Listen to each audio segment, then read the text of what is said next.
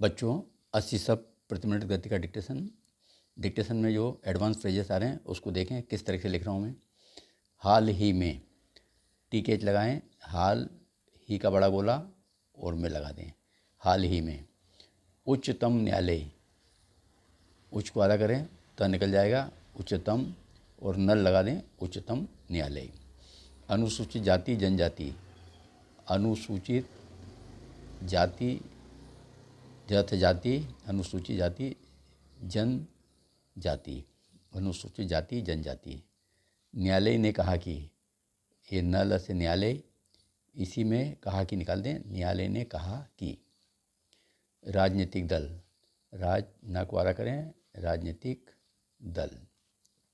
जाति प्रधान देश, जा को आधा करें, जाति हो जाएगा प्रधान देश, जाति प्रधान देश,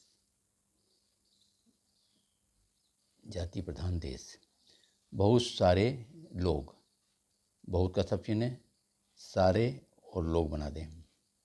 निश्चित रूप से, निश्चित रूप से। अजा जा जा, लाइन से ऊपर एक जा बनाए, दूसरा जा बनाए और तीसरा जा बना दें, अजा जा जा। सच्चाई यह है कि, सच्चाई यह है कि। अभी ये सच यह है कि वह, सच्चाई के लिए आपको जैसा आई लगा दें। आर्थिक तौर पर, डाउन ड्रा करके आधा करें, आर्थिक तौर को डबल कर दें, आर्थिक तौर पर। स्पष्ट का सब चिन्ह है, स्पष्ट है कि। वोट बैंक, वह से वोट और ब से काट दें वोट बैंक। इसलिए हो सकता है, इसलिए का सब चिन्ह हमारे पास, यहीं से हो सकता है कि। सवाल यह है कि, सब से सवाल, यह है कि। विरोध कर रहे हैं, लाइन को काट के विरोध कर रहे हैं को डबल कर दें। सामाजिक सर्वेक्षण, सामाजिक सर्वेक्षण। उच्च स्थानों पर, उच्च का सब चिन्ह है और स्थानों को आप बड़ा कर दें, यहाँ पर एस्टी लूप लगा के उच्च स्थानों पर। इसलिए कहा कि, इसलिए का सब चिन्ह है, इसमें कहा का बड़ा गोला लगा के मात्रा निकाल दें। इसलिए कहा कि। IAS, IAS ये लगा दें यहाँ, IAS। IPS, ये आई का सब चिन्ह है, इसमें PS लगा दें, IPS। उसी तरीके से सामाजिक समरसता,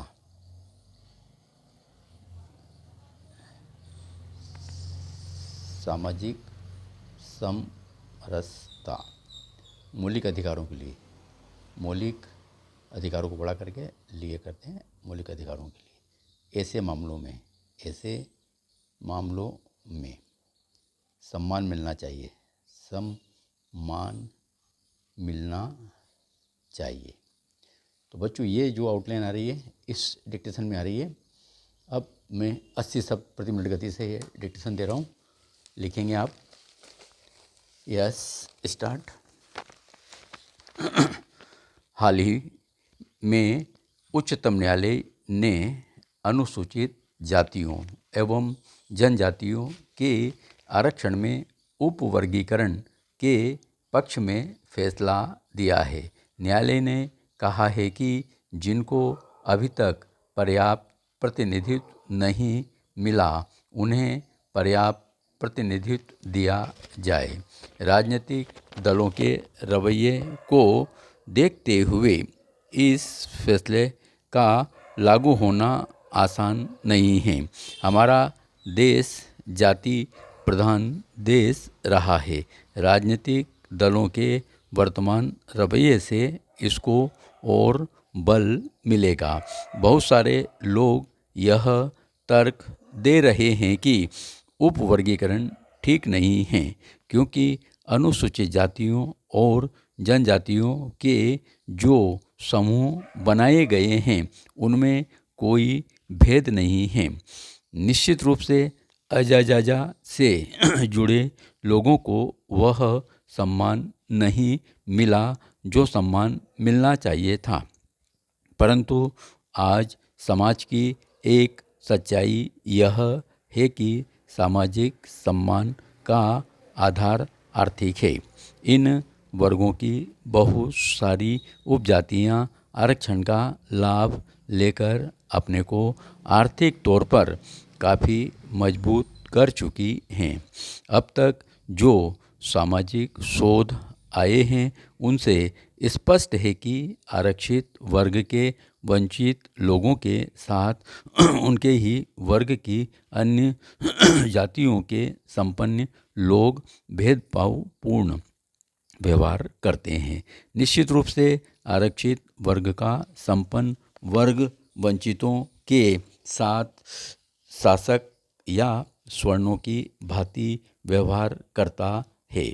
आरक्षण के अंदर आरक्षण की व्यवस्था थोड़ी अटपटी तो लगती है, लेकिन तार्किक और अन्य की दृष्टि से यह व्यवस्था उपयुक्त लगती है, क्योंकि आरक्षण का अधिक लाभ इन वर्गों की अपेक्षाकृत समर्थ जातियों ने उठाया और उसमें से कुछ इतनी विकसित हो चुकी हैं कि आज उनको आरक्षण की ज़रूरत नहीं है, लेकिन वोट बैंक के आधार पर आज भी इस सत्य को कहना साहस किसी के पास नहीं है।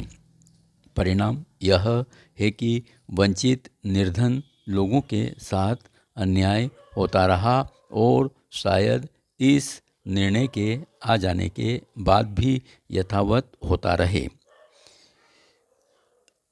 परंतु इनकी संख्या नगण्य है। इसलिए हो सकता है इनकी मांग नक्कार खाने में तूती की आवाज़ बनकर रह जाए। सवाल यह है कि सामाजिक न्याय का जो नारा बाबा साहेब डॉक्टर भीमराव अंबेडकर ने दिया था, क्या उसमें अति निर्धन और महादलित को पर्याप्त अवसर न देने की बात कही गई थी? ऐसा कदापि नहीं है। राजनीतिक दल केवल वोट बैंक पर अपना ध्यान रखते हैं और इस उपवर्गीकरण का विरोध कर रहे हैं। अगर हम देश में न्यायिक नीतियों के आधार पर चलकर वोट की राजनीति में बहते रहें तो इस देश का भविष्य भी काफ़ी विषाक्त हो सकता है। अगर आप सामाजिक सर्वेक्षणों की बात करें तो स्पष्ट होगा कि अनुसूचित जातियों में भी बहुत सी ऐसी जातियां हैं जिनको आरक्षण का लाभ पूर्णतया मिला और देश के प्रतिष्ठित सेवाओं, पूंजी तथा राजनीति के बल पर इस वर्ग के लोग उच्च स्थानों पर हैं।